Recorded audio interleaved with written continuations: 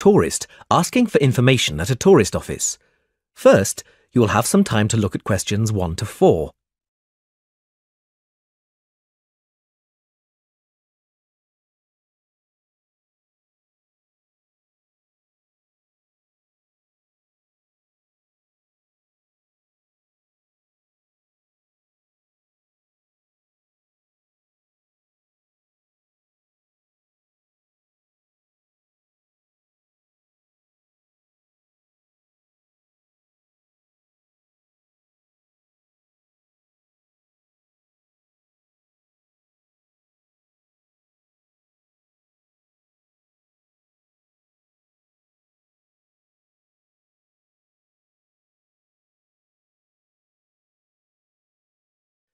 Now we shall begin. You should answer the questions as you listen because you will not hear the recording a second time. Listen carefully and answer questions 1 to 4. Hello, how can I help you? Hello. Is it possible to book a bus tour of the city here? Of course, sir. When would you like to take the tour? There are tours in the morning, afternoon and evening. Sometimes it's nice to see the city at night with the buildings lit up. We'll be going out for dinner tonight, so we'd prefer to go this afternoon. Oh, and it's for 2 people. Right. Now, I just need some details. Can you give me the names of the 2 people, please? Yes, Susan Field and James Carter. Susan Field and James... Sorry, can you spell your surname for me, please? It's Carter. C-A-R-T-E-R. Thank you. And can I have a contact telephone number? Why do you need one? Just in case we have to cancel the tour and need to contact you. I see. Well, my mobile number is 07988 636 197. That's 07988 636 197. Now, can you also tell me which hotel you're staying at? The Crest Hotel.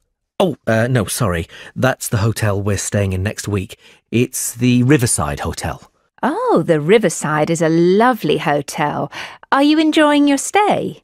Yes, we are, very much. We'd definitely recommend it to others. Oh, I am glad. Now, I can book you on the tour at 4 p.m. Would that suit you? Alternatively, there is one at 2. 2 would be better for us, please. Right. That's booked for you, sir. 2 people at 2 p.m. today, August the 14th. You pay the bus driver when you get on, and it's £4 per person. Thank you very much. Before you hear the rest of the conversation, you have some time to look at questions 5 to 10.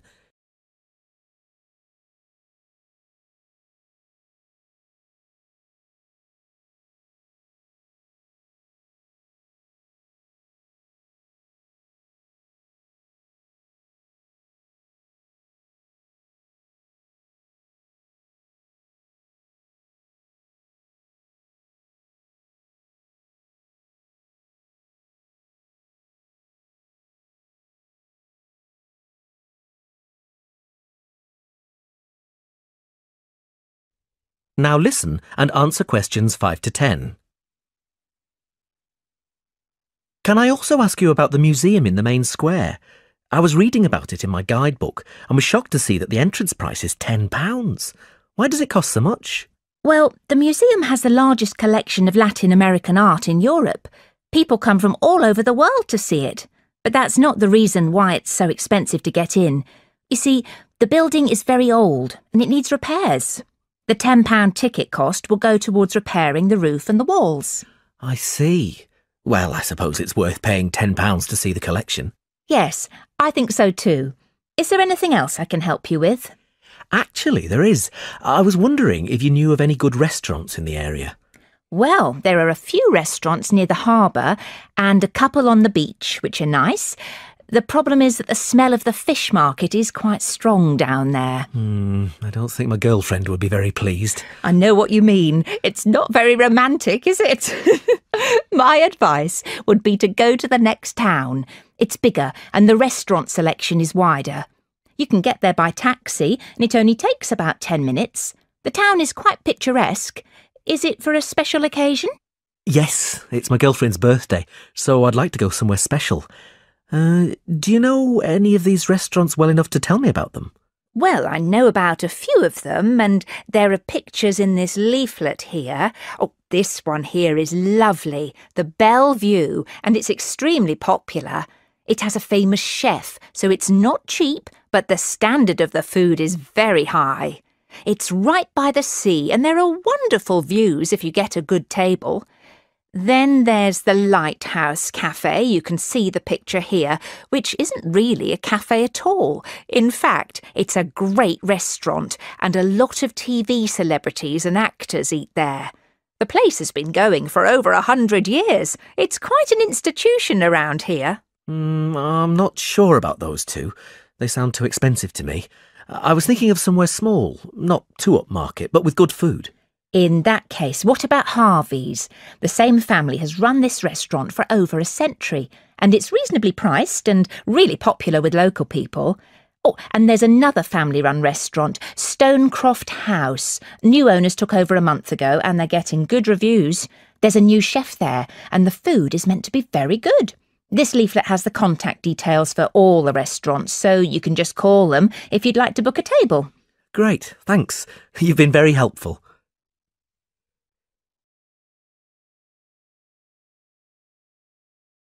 That is the end of part 1. You now have half a minute to check your answers.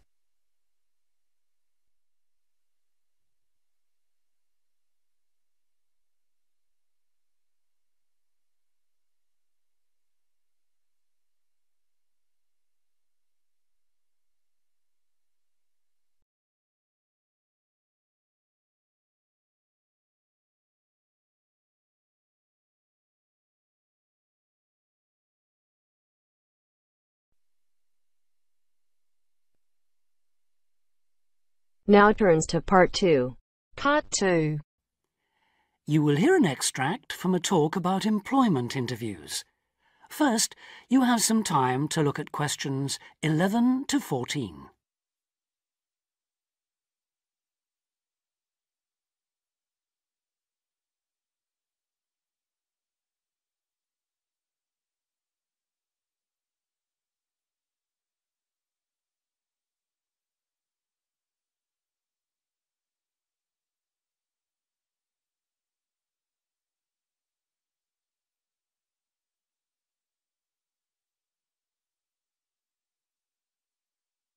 Now listen carefully and answer questions 11 to 14. Today I have with me Sandy Richardson of the local Workforce Center, and she'll be talking about that critical step towards the goal of employment, the interview. Sandy, what is an interview for, and what's the best way to approach it? A job interview is simply a meeting between you and a potential employer to discuss your qualifications and see if there is a fit. The employer wants to verify what they know about you and talk about your qualifications. If you have been called for an interview, you can assume that the employer is interested in you. The employer has a need that you may be able to meet, so it's your goal to identify that need and convince the employer that you're the one for the job. As everyone knows, interviews can be stressful, but when you're well prepared, there's no reason to panic. Preparation is the key to success in a job search, and you can begin by collecting together all the documents you may need for the interview, such as extra copies of your resume, lists of references, and letters of recommendation. You could also take some work samples, selecting from what you have designed, drawn, or written, for instance. And make sure you have a pen and pad of paper for taking notes. The next step is to find out about the post. The more you know about the job, the employer, and the industry, the better prepared you will be to target your qualifications. Always request a job description from the employer and research employer profiles at the Chamber of Commerce or local library. You could also try to network with people who work for the company or with employees of companies associated with it. The next step is to match your qualifications to the requirements of the job.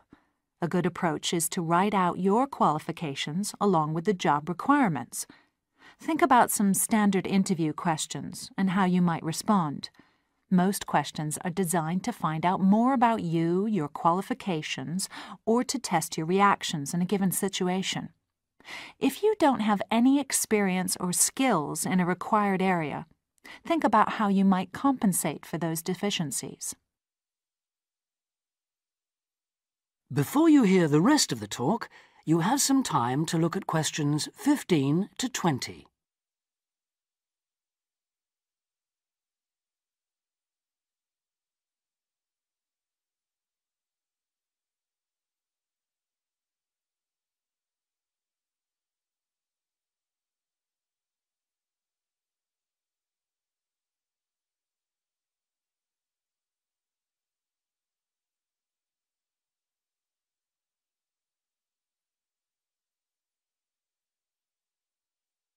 Now listen and answer questions 15 to 20. During an interview, it's important that you be yourself.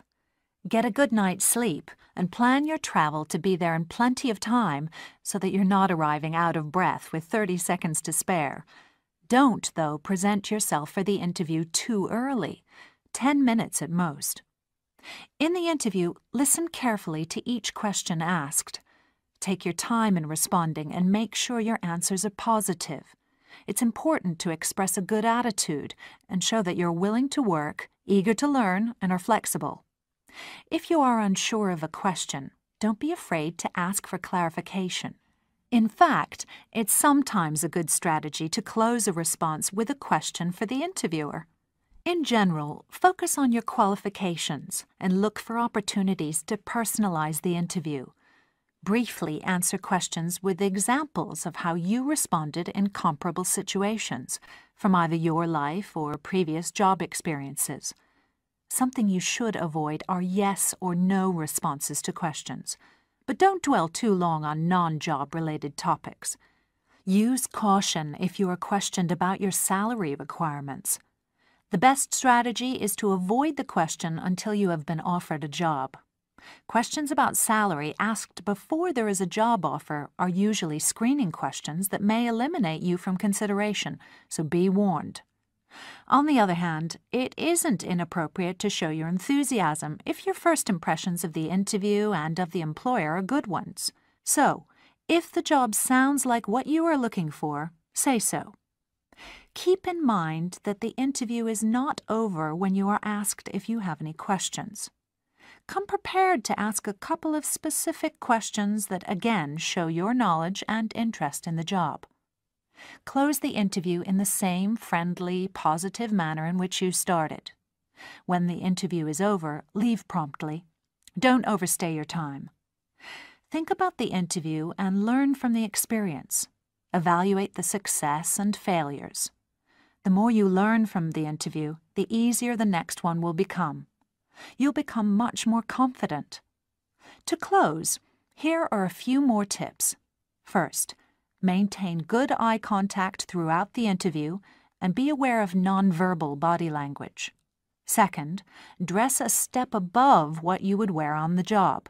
Go to the hairdressers, have a shave, etc. Remember that your appearance is a key indicator of whether you have the right attitude, so it can pay to give some thought to how you look. And finally, don't be a clock watcher. That is the end of part 2. You now have half a minute to check your answers.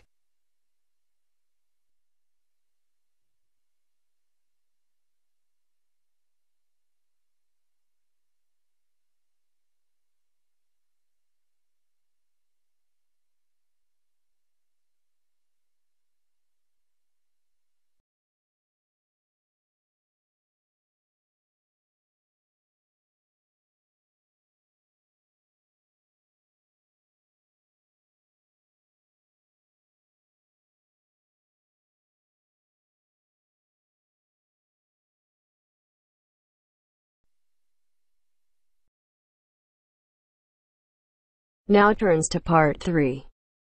Part 3. You will hear two students, Jenna and Marco, discussing a business studies project they have to do. You now have 15 seconds to read questions 21 to 24.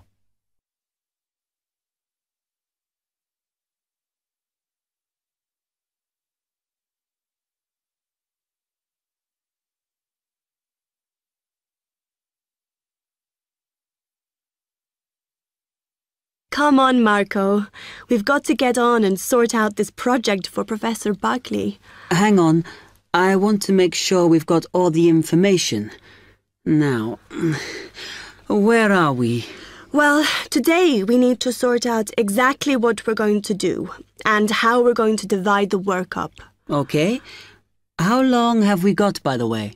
The end of term is April 6th, and he said to hand it in on week 8, so that's March 25th at the latest, because the beginning of that week is the 21st, so not long. Right.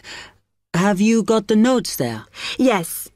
He wants us to do a fairly small-scale study, like the last one, on whether or not businesses were offering more benefits to staff. And we've now got to look at the rise in older workers. It should be fairly straightforward. Yeah, as long as we keep it small. Who's marking it? I don't know. Sometimes he gets the PhD students to mark it for him. Oh, actually, it just says here, a senior lecturer. I suppose it's too much for Professor Barclay to do them all. Yeah. Anyway, how are we going to go about this? Well, we have to decide how big we want it to be and who... Yeah, but I think we must sort out a timetable for the project. Otherwise, nothing will get done. Okay. Do you want to do that? All right. I'll do it as soon as we finish here. Before you hear the rest of the talk, you have some time to look at questions 25 to 30.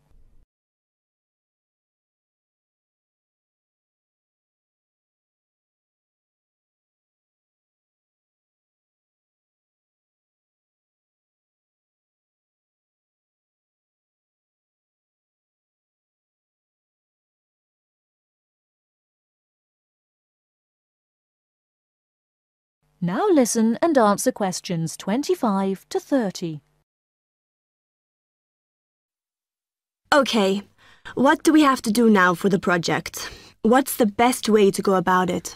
Well, Professor Carter suggested we set up a focus group to get some in-depth interviews, but I think that'll take a lot of time. Yeah, I agree. If we did a focus group, we'd have to spend time deciding who to include in it, and it's not necessary to do one anyway. Oh, fine. And if you agree, I think we should get in touch with the businesses on the list Professor Carter gave us and ask them if they're prepared to participate. Sounds good. Then we can go there, give them questionnaires and collect them later. Exactly. Okay. Then, do we need to book one of those study rooms in the library so we can work together to input the data? Perhaps not, as I guess just one of us could just sort it out actually. Yes, that would be easier. A lot of what we're doing is qualitative, so it'll be writing up rather than statistics. No software for that, I'm afraid.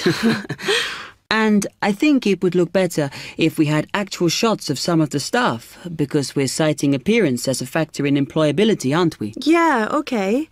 I'll factor that all in when I sort everything out tonight. I'm glad we decided to work together. I think it's going to work out well. Yes, well, given that we had to work in pairs on this project, I think we were right to choose each other. We complement each other academically, as we're each good at what the other isn't. In fact, we should have tried working together before. Yes. Now, how shall we split the work? I'll do the analysis, shall I? Oh, okay. It's just that it might be faster, because I'm used to doing it. Although your English is better than mine. I need more practice at reading, really. Okay, I'll do the presentation then, if that's okay with you. Yeah, sure. I don't mind speaking in public, but I hate preparing all the notes for them. The thing is, the tutor said one person should do the whole presentation, and he said he expects me to do it because I haven't done one yet. No, that's fine. Now, let's see.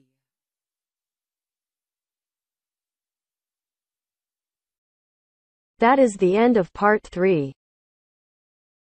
You now have half a minute to check your answers.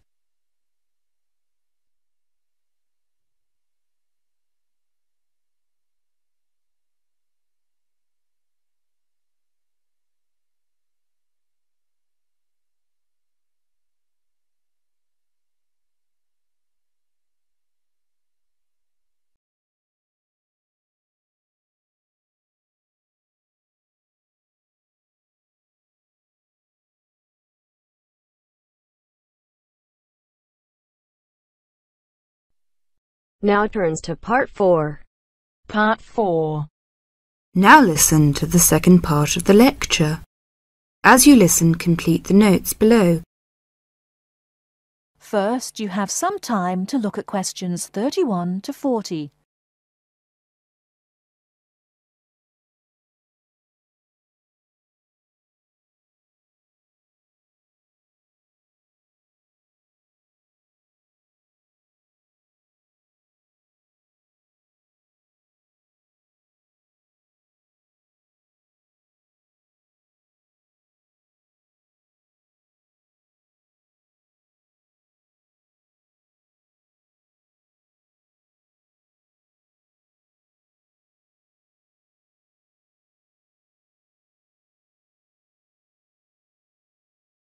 Now listen carefully and answer questions 31 to 40.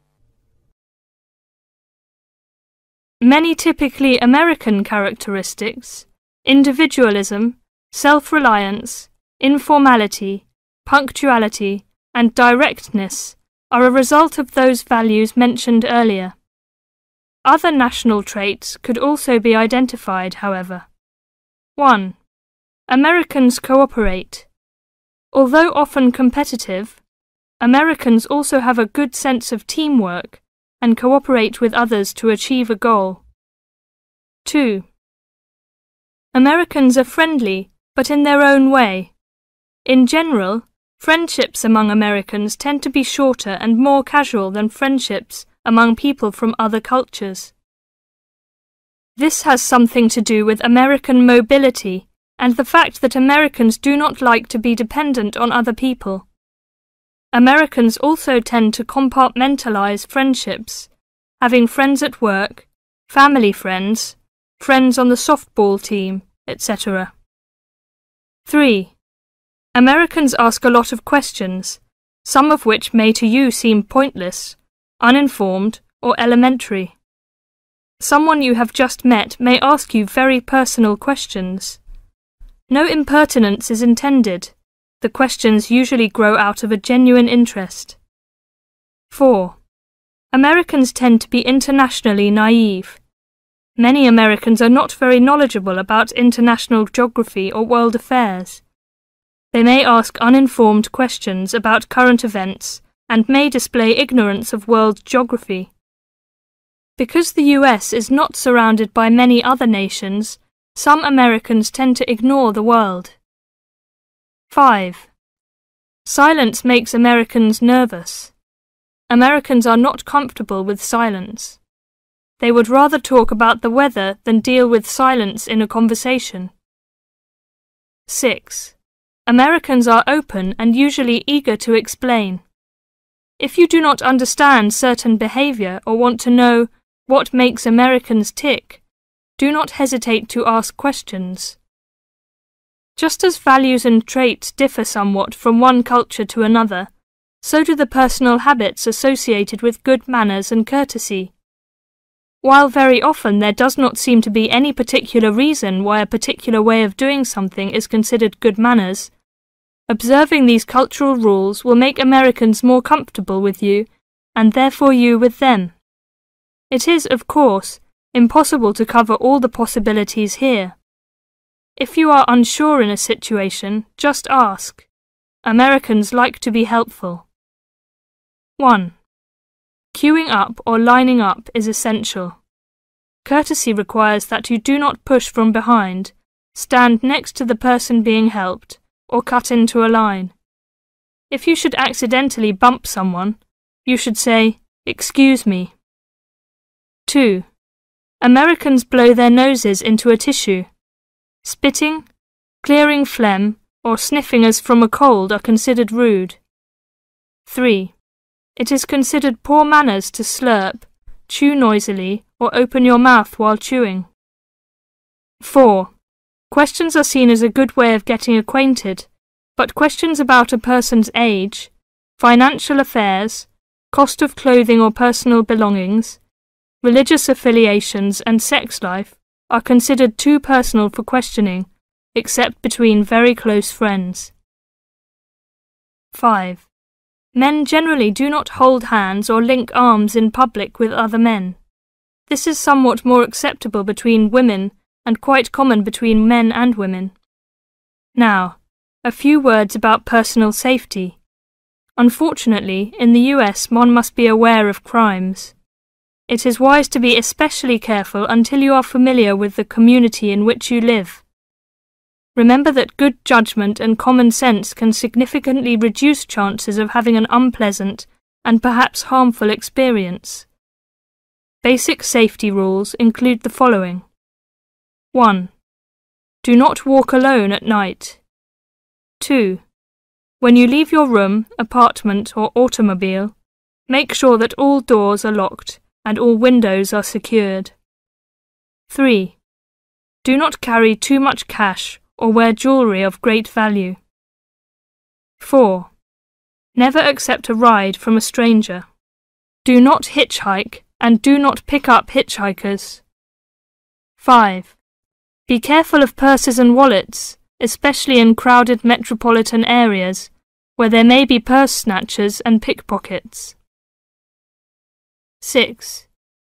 If a robber threatens you, at home or on the street, try not to resist unless you feel that your life is in danger and you must fight or run away. Give up your valuables as calmly as you can and observe as much as possible about the robber to tell the police when you report the crime. A final note. Keep an open mind. Don't judge what you see as right or wrong, but make it a challenge to try to understand the variety of American behaviours which you may observe. You certainly do not have to participate in something you disagree with, but you can try to understand it. This will help you build an attitude of intelligent and liberated respect for cultures, both your own and others. That is the end of part 4. You now have half a minute to check your answers.